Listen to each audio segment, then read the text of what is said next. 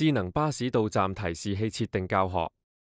先把 USB 電源接上，注意要用 USB 5V Type-C 轉 Type-A 線及1W 電源。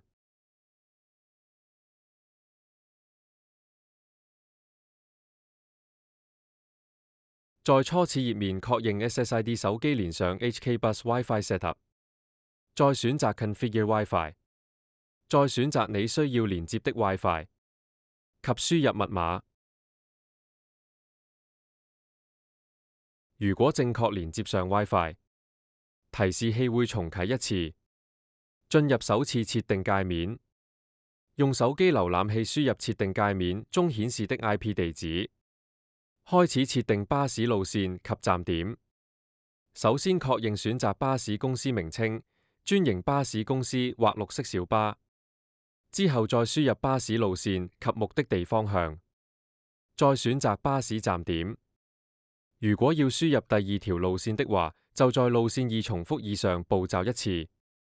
最後儲存設定。提示器會再次重啟後進入巴士到站提示主頁面。